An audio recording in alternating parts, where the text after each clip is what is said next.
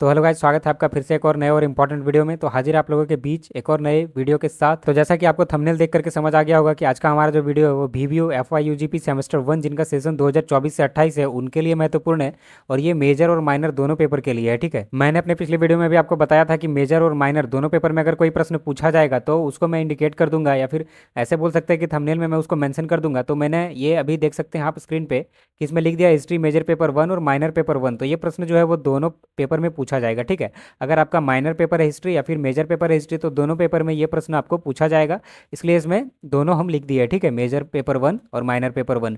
तो आज का हमारा जो टॉपिक है वो है हड़प्पा सभ्यता के पतन के कारणों पर प्रकाश डालें। अब जैसा कि आपको पता है कि प्रश्न सेम इसी प्रकार से रह भी सकता है और नहीं भी रह सकता है, प्रश्न को घुमाया भी जा सकता है। तो प्रश्न को घुमाया किस प्रकार से जा सकता है, जैसा कि आप जानते होंगे कि हड़प्पा सभ्यता को सिंधु घाटी सभ्यता भी कहते हैं। ठीक है, तो प्रश्न ऐसे भी लिख सकते हैं कि सिंधु घाटी सभ्यता के पतन के क्या कारण थे उल्लेख करें, या फिर बहुत प्रकार से प्रश्न घुमाया जा सकता है। ठीक है, जैसे कि सिंधु घाटी सभ्यता के पतन के प्रमुख कारणों का उल्लेख करें या फिर हड़प्पा सभ्यता के पतन के प्रमुख कारण का उल्लेख करें। इस प्रकार से प्रश्न आपको कुछ भी दे सकता है। आंसर कैसे लिखना है इस चीज को सिखाएंगे। ठीक है, तो बने रहिएगा वीडियो में पूरे लास्ट तक और वीडियो को बिना स्किप किए हुए देखें। और वीडियो अगर पसंद है तो वीडियो को लाइक करें, अपने दोस्तों के साथ भी शेयर करें ताकि सभी तक ये जानकारी पहुंच सके और सभी अपने एग्जाम की तैयारी अच्छे से कर पाए। तो चलिए बिना और भी टाइम वेस्ट किए हुए वीडियो को शुरू करते हैं। तो जैसा कि हम लोगों ने प्रश्न देख लिया है कि प्रश्न किस प्रकार से रहेगा, अब उसका आंसर कैसे लिखना है उसका शुरुआत हम लोग करेंगे। ठीक है, तो हम लोग उत्तर लिखना स्टार्ट करेंगे और सबसे पहले लिखेंगे कि सिंधु घाटी की सभ्यता या हड़प्पा सभ्यता का अंत कब, क्यों और कैसे हुआ। इस विषय में संतोषजनक उत्तर देना अत्यंत कठिन है क्योंकि इस संस्कृति के विघटन एवं विनाश की समस्या बड़ी जटिल है। अभी तक इसका कोई संतोषजनक उत्तर पुरातात्विद नहीं दे सके। जिस प्रकार हड़प्पा की नगरीय सभ्यता के प्रादुर्भाव या उसकी उत्पत्ति के बारे में विद्वानों में मतभेद है, उसी तरह उसका अंत भी दुर्बोध, अस्पष्ट तथा मूढ़ है और इसने विद्वानों को जिज्ञासा की एक पहेली में डाल रखा है। तो देखिए क्या है कि सिंधु घाटी सभ्यता या हड़प्पा सभ्यता का अंत कब, कैसे और क्यों हुआ, इस बात को कोई अभी तक मतलब कि क्लियरली डिफाइन नहीं कर पाया है। ठीक है, कोई भी संतोषजनक उत्तर नहीं दे पाया है। जो भी विद्वान हुए वो संतोषजनक उत्तर नहीं दे पाए हैं कि इसका अंत कब हुआ, कैसे हुआ। ये अभी भी उन लोगों के बीच में एक मतभेद का विषय बना हुआ है जिसपे अलग अलग विद्वान अपनी अलग अलग मत प्रस्तुत करते हैं। ठीक है, तो देखिए अब बात आता है कि अब हम लोग इसके पतन के बारे में लिखेंगे कैसे। जब कोई विद्वान अभी तक कोई क्लियरली डिफाइन नहीं कर पाया है तो हम लोग इसके पतन के बारे में लिखेंगे कैसे। तो कुछ विद्वान हुए या कुछ पुरातात्विदों ने अंदाजा लगा लिया। ठीक है, कुछ प्राकृतिक घटनाएं या आपदाएं उसको इस प्रकार से मान लिया गया है कि इसी वजह से ही हड़प्पा सभ्यता का जो है वो पतन हुआ। ठीक है, तो वो किस प्रकार से था इसको तो हम लोग नीचे जानेंगे ही। फिलहाल मैं थोड़ा सा आपको यहाँ पे बता दे रहा हूँ कि इसी प्रकार से हम लोग उसके पतन के बारे में जानेंगे। ठीक है, अब आगे लिखेंगे कि निश्चित साक्ष्यों के अभाव में इस सभ्यता के अंत के लिए विभिन्न प्रकार के अनुमान विद्वानों ने लगाए हैं। इन विभिन्न अनुमानों में से कौन सा सही और कौन सा गलत यह निर्धारित करना सरल नहीं है और ना ही यह बताना संभव है कि इनमें से कौन कितना उत्तरदायी था। तो देखिए यही बात है जो मैंने भी ऊपर आपको बताया था कि बहुत सारा अनुमान लगाया गया है, लेकिन कौन सा सही है कौन सा गलत है और कौन कितना उत्तरदायी है इस सभ्यता के अंत में। ठीक है, ये जान पाना बहुत मुश्किल है, सरल नहीं है। ठीक है, अब आगे हम लोग इसमें लिखेंगे कि विभिन्न इतिहासकारों ने सिंधु सभ्यता के पतन के विषय में अनुमान द्वारा तर्क प्रस्तुत किए हैं जिसका वर्णन इस प्रकार है। ठीक है, अब हम लोग नीचे लिखेंगे कि कौन कौन से वो कारण है जिनका अनुमान लगाया गया है इतिहासकारों द्वारा कि इसके वजह से ही सिंधु घाटी सभ्यता का पतन हुआ है। ठीक है, तो इतिहासकारों द्वारा लगाया गया अनुमान में से पहला कारण है बाहरी आक्रमण। ठीक है, तो आप पहले सबसे पहला पॉइंट बनाएंगे बाहरी आक्रमण। उसमें लिखेंगे कि अनेक इतिहासकार सिंधु सभ्यता के पतन का एक प्रमुख कारण बाह्य आक्रमण मानते हैं। अनेक संस्कृतियों का वैदेशिक आक्रमणों के कारण पतन हुआ है। तो एनवी का भी विचार है कि जब किसी भी सभ्यता में संपन्नता आती है तो दैनिक आवश्यकताओं की आसानी से पूर्ति होने के कारण लोग आलसी एवं विलासी हो जाते हैं, अतः शत्रुओं को उन पर आक्रमण करने का अवसर प्राप्त हो जाता है। ऐसे संभव हो सकता है कि सिंधु सभ्यता के साथ भी ऐसा ही हुआ हो। तो देखिए क्या है कि अनेक इतिहासकारों का यह मानना है कि सिंधु घाटी सभ्यता का जो पतन है वो बाहरी आक्रमण के कारण ही हुआ है। इतिहासकारों का मानना है कि कोई अलग देश आकर के उस पर आक्रमण किया और उसकी संस्कृति को उसकी सभ्यता को पूरी तरह से बर्बाद कर दिया। ठीक है, इसी प्रकार भी टॉइन भी एक विचारक है जो यह विचार प्रस्तुत करते हैं कि जब भी कोई भी सभ्यता में जब संपन्नता आता है, जब पूरी तरह से वो सभ्यता संपन्न हो जाती है तो दैनिक आवश्यकताओं की जो चीजें होती है वो उनको आसानी से मिलने लगती है और इसकी वजह से वहाँ के जो लोग होते हैं वो आलसी हो जाते हैं और वो अधिक परिश्रम करना पसंद नहीं करते हैं। और यही एक कारण होता है जहाँ पे शत्रुओं को उन पर आक्रमण करने का एक अवसर प्राप्त हो जाता है, एक मौका प्राप्त हो जाता है और इसी का फायदा उठा करके बाहरी आक्रमण होते हैं और उस सभ्यता को उजाड़ दिया जाता है। इस प्रकार के बहुत सारे सभ्यता और संस्कृति को उजाड़ा जा चुका है। इसी के तर्ज पे यह माना जाता है इतिहासकारों द्वारा कि सिंधु घाटी सभ्यता का अंत भी इसी प्रकार से कुछ हुआ होगा। तो समझ आ गया कि बाहरी आक्रमण क्या है। अब नेक्स्ट हमारा टॉपिक है संक्रमक रोग। ठीक है, अब नेक्स्ट टॉपिक लिखिए संक्रमक रोग। उसमें डैश लगा करके हम लोग लिखेंगे कि कुछ इतिहासकार ने मलेरिया जैसे रोग के बड़े पैमाने पर फैलने पर लोगों का स्वास्थ्य गिर जाने की संभावना व्यक्त की है और कुछ ने तो कंकालों की हड्डियों का अध्ययन कर मत व्यक्त किया है कि मलेरिया के कारण कारण हड्डियों का ठीक ठीक विकास नहीं हो पाया था। साथ ही इतिहास में ऐसे प्रमाण मिलते हैं जब पूरी की पूरी बस्तियों को ऐसे रोग ने अपने प्रभाव से उजाड़ दिया। तो देखिए कुछ इतिहासकार हुए जिन्होंने यह अनुमान लगाया कि मलेरिया जैसे रोग के बड़े पैमाने पर फैलने पर स्वास्थ्य गिर जाने के कारण धीरे धीरे यहाँ के लोगों की मृत्यु होने लगी और इस सभ्यता का भी धीरे धीरे पतन हो गया। ठीक है, और कुछ लोगों ने तो मतलब कि पुरातात्विक विभाग के लोगों ने हड्डियों का अध्ययन किया और देखा कि मलेरिया के कारण इनके हड्डियों का ठीक प्रकार से विकास नहीं हो पाया था। ठीक है,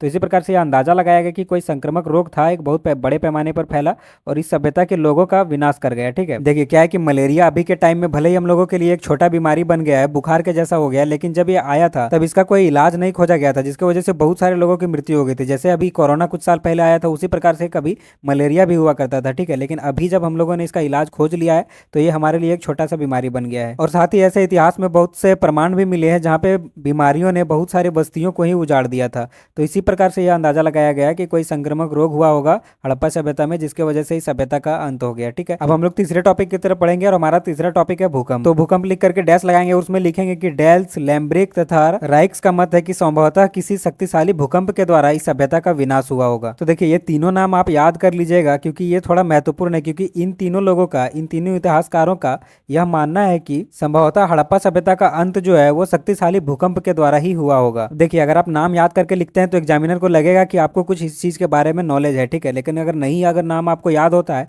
तो आप वहां पे कुछ इतिहासकार, जैसे हम लोगों ने ऊपर लिखा है उसी प्रकार से कुछ इतिहासकार करके आप भी आंसर लिख सकते हैं। ठीक है, इन तीनों नाम के जगह पर कुछ इतिहासकारों का मानना है, ऐसे करके आप आंसर लिख सकते हैं। ठीक है, तो चलिए अब हम लोग नेक्स्ट टॉपिक की तरफ बढ़ते हैं और हम अगले कारण के रूप में लिखेंगे जनसंख्या में वृद्धि। ठीक है, आप भी लिख करके डैश लगाएंगे, उसके बाद लिखेंगे कि इसके अलावा सिंधु सभ्यता के पतन के संबंध में यह भी कहा जाता है कि जनसंख्या में वृद्धि से आय में कमी हो गई, अतः यहाँ के लोग कहीं और चले गए तथा उनकी सभ्यता नष्ट हो गई, परंतु इस कथन की कोई प्रामाणिकता नहीं है। अब देखिए कुछ इतिहासकार ऐसे भी मानते हैं कि यहाँ पे जो है वो जनसंख्या बहुत अधिक हो गई, जिसके वजह से आय में कमी हो गई, मतलब कि वो इनकम में कमी हो गई, जिसके वजह से क्या किए लोग यहाँ से निकल करके मतलब सिंधु घाटी सभ्यता को छोड़ करके कहीं और जाकर बस गए और उनकी सभ्यता नष्ट हो गई, परंतु इसका कोई भी प्रामाणिकता नहीं है, इसको कोई भी अभी तक सत्यापित नहीं कर पाया कि यह कथन सत्य है कि नहीं है। ठीक है, अब नेक्स्ट टॉपिक है हमारा जलवायु में परिवर्तन। अगला टॉपिक लिखेंगे जलवायु में परिवर्तन और डैश लगाएंगे और लिखेंगे कि कुछ विद्वानों का यह मानना है कि जलवायु में परिवर्तन होने के कारण इस सभ्यता का विनाश हुआ, लेकिन रक्स, डायसन, जूनियर, फेयर सर्विस आदि विद्वानों का मत है कि कोई ऐसा जलवायु में परिवर्तन नहीं हुआ जिसके कारण सिंधु सभ्यता नष्ट हुई हो। देखिए यहाँ पे विद्वानों में दो मत है। ठीक है, कुछ का कहना है कि जलवायु परिवर्तन के कारण सिंधु सभ्यता का विनाश हुआ, नष्ट हुआ है,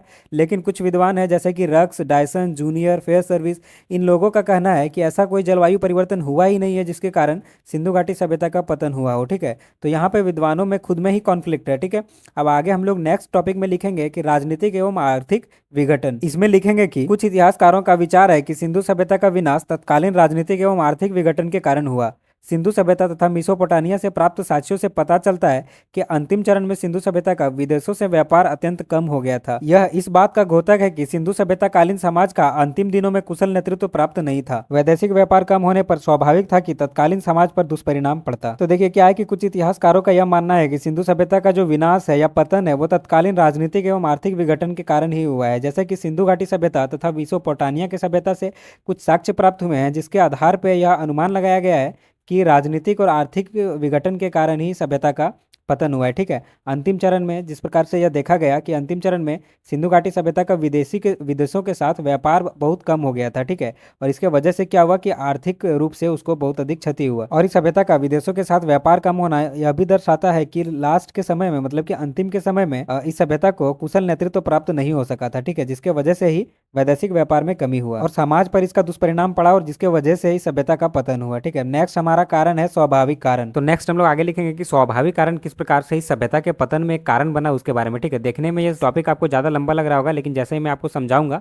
तो ये बहुत ही आसान लगने लगेगा। ठीक है, तो चलिए शुरू करते हैं। सबसे पहले डैश लगा करके लिखेंगे कि उत्थान तथा पतन प्रकृति का शाश्वत नियम है। उत्थान के बाद पतन स्वाभाविक है। यह तो प्रायः निश्चित प्रतीत होता है कि हड़प्पा संस्कृति का विघटन या पतन एक कारण से नहीं हुआ था, समय के साथ पतन के कारण बनते रहे और अंततः इस संस्कृति का अंत हो गया। तो देखिए आसान शब्दों में इसका मतलब क्या है कि जो भी जन्म लिया है उसका मृत्यु निश्चित है, इसी प्रकार से जिसका भी उत्थान हुआ है उसका पतन भी निश्चित है। ये प्रकृति का नियम माध्यम है, ठीक है। दूसरी बात यह कि यह तो निश्चित प्रतीत होता है कि हड़प्पा संस्कृति का विघटन जो है या फिर इसका अंत या पतन एक कारण से नहीं हुआ, बल्कि अलग अलग कारणों से हुआ। समय के साथ अलग अलग कारण बनते गए, जिसके वजह से अंततः इस सभ्यता या संस्कृति का पतन हो गया, ठीक है। आगे लिखेंगे कि मोहनजोदड़ो के तीसरे काल के अवशेष से लगता है कि यहाँ के नगरजनों में आए शिथिल एवं प्रशासनिक व्यवस्था की शिथिलता के कारण यहाँ की नगरीय परंपरा में विकृति आ गई। लोग अतिक्रमण करने लगे, कुंभकार अपने भट्टे सड़कों पर लगाने लगे या बनाने लगे, साथ ही भवन निर्माण का क्रम बिगड़ने लगा। इन सभी कारणों से ऐसा प्रतीत होता है कि यहाँ के निवासियों की सांस्कृतिक सोच में काफी कुछ विकृतियां आ गई थी। परिणाम स्वरूप यह उच्च नगरीय सभ्यता पतन की ओर अग्रसर हुई। तो देखिए क्या है कि मोहनजोदड़ो के तीसरे काल के अवशेष से यह प्रतीत होता है कि वहाँ के जो लोग थे वो धीरे धीरे क्या करने लगे कि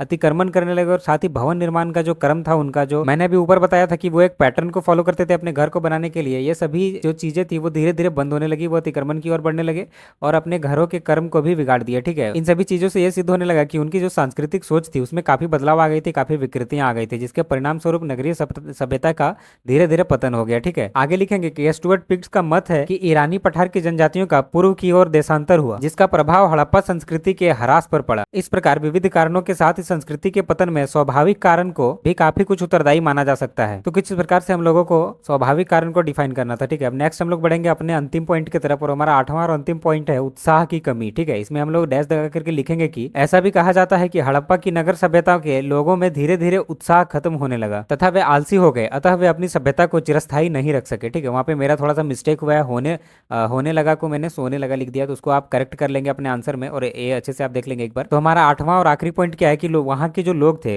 मतलब कि हड़प्पा सभ्यता के जो लोग थे उसमें उत्साह की कमी हो गई और धीरे धीरे वो आलसी बन गए और अपनी सभ्यता को कंटिन्यू नहीं कर पाए, चिरस्त नहीं रख पाए, और इसके वजह से उनकी सभ्यता का पतन हो गया, ठीक है। तो इस पॉइंट के साथ मैंने आपको कुल 8 पॉइंट लिखाए हैं, वो कारण मतलब कि 8 कारण आपको लिखवाए हैं जिसके वजह से हड़प्पा सभ्यता का पतन हुआ था, ठीक है। जिसमें से आप अगर 5-6 लिख देते हैं तो काफी है, लेकिन आप क्लियरली अच्छे से डिफाइन कीजिएगा एक एक पॉइंट को, ठीक है। जिस प्रकार से मैंने आपको आसान शब्दों में क्लियर करके लिखाया हुआ है उसी प्रकार से आप भी अपने आंसर में लिखेंगे, ठीक है। अब हम अपने उत्तर के आखिरी पड़ाव की तरफ बढ़ेंगे, जो कि है हमारा निष्कर्ष, ठीक है। तो निष्कर्ष आप अपने तरह से भी लिख सकते हैं या फिर जैसा मैंने लिखा है वैसे भी आप लिख सकते हैं। तो मैंने निष्कर्ष में लिखा है कि उपयुक्त सभी कारणों अथवा इनमें से किसी एक विशिष्ट कारण से ही संभवतः सिंधु सभ्यता या हड़प्पा सभ्यता का पतन हुआ होगा। तथ्य जो भी हो, लेकिन यह तय सा लगता है कि लोग अपने माल असबाब सहित चले गए थे, क्योंकि खुदाई में कोई कीमती चीज नहीं मिली। तो निष्कर्ष का अर्थ यह है कि जो मैंने अभी ऊपर कारण आपको लिखवाए हैं पूरे 8 कारण, उनमें से कोई एक विशिष्ट कारण होगा जिसकी वजह से ही सिंधु घाटी सभ्यता या फिर हड़प्पा सभ्यता का पतन हुआ होगा। लेकिन कुछ इतिहासकारों का यह भी मानना है कि ऐसा भी हो सकता है कि वहाँ के जो लोग थे वो अपनी प्रॉपर्टी या फिर अपने माल असबाब के साथ पूरी तरीके से उस इलाके को छोड़कर कहीं और जाकर बस गए, क्योंकि आज तक जितनी भी खुदाई हुई है उसमें कोई भी कीमती सामान नहीं मिला है। इसलिए यह अंदाजा लगाया जाता है कि वहाँ के जो लोग थे वो विस्थापित कर गए, वहाँ से कहीं और चले गए अपने पूरे प्रॉपर्टी, पूरे माल असबाब के साथ, ठीक है। जो भी अपने उनके साथ जेवर जट्टा जो भी चीज़ें थी उसको ले करके कहीं और जा करके वो बस गए। क्यों? क्योंकि वहाँ पे अभी तक जो भी खुदाई हुए उस इलाके में उसमें कोई भी कीमती सामान नहीं मिला है, ठीक है। तो इस प्रकार से इतिहासकारों द्वारा यह अनुमान ही लगाया जाता है कि सभ्यता का पतन जो है वो कुछ इन्हीं कारणों की वजह से हुआ होगा। तो इसी प्रकार से आपको भी अपने परीक्षा में प्रश्न लिखना है, यहाँ पे हमारा उत्तर जो है वो समाप्त होता है पूरी तरीके से, और आपको भी इसी प्रकार से आपके प्रश्न के उत्तर में लिखना है, ठीक है। तो आशा करते हैं कि ये वीडियो आपको समझ आया होगा। अगर वीडियो में किसी प्रकार का डाउट हो तो कमेंट सेक्शन में जरूर लिखें, और साथ ही वीडियो आपको कैसा लगा ये भी कमेंट सेक्शन में जरूर लिखें। और अगर आप मेरे चैनल पर नए हैं तो चैनल को सब्सक्राइब कर लें और बेल आइकन का भी प्रेस कर लें, ताकि सभी वीडियो के नोटिफिकेशन आप तक पहुंच सके, जिससे किसी भी प्रकार का इंपॉर्टेंट वीडियो आपसे मिस ना हो। और साथ ही अगर वीडियो पसंद आता है तो वीडियो को लाइक करें, अपने दोस्तों के साथ भी शेयर करें, ताकि सभी तक एक जानकारी पहुंच सके। और मेरे चैनल को सब्सक्राइब कर लें ताकि इसी प्रकार के वीडियो आपको मिलते रहे, जिससे आप रेगुलरली अपने एग्जाम की तैयारी कर पाएं और एग्जाम में अच्छे परफॉर्मेंस कर पाएं, ठीक है। और अगर आपका भी मेजर या माइनर पेपर हिस्ट्री है और अगर आप सेमेस्टर 1 में आपके समझ नहीं आ रहा है कि क्या पढ़ना है इस सेमेस्टर में, कौन कौन से पेपर पढ़ने हैं और क्या उसका टॉपिक है, तो इसके रिगार्डिंग मैंने एक वीडियो चैनल पे अपलोड कर दिया। आप वहाँ पे जाकर के देख सकते हैं कि क्या क्या टॉपिक है जिसको आपको सेमेस्टर 1 में पढ़ना है, ठीक है। बाकी अगर आपका कोई भी क्वेरी या फिर डाउट हो तो आप कमेंट सेक्शन में लिख दें, वहाँ पे मैं आपको रिप्लाई जरूर करूँगा। तो ठीक है, मिलते हैं फिर से किसी नेक्स्ट वीडियो में इंपॉर्टेंट टॉपिक के साथ, तब तक के लिए धन्यवाद।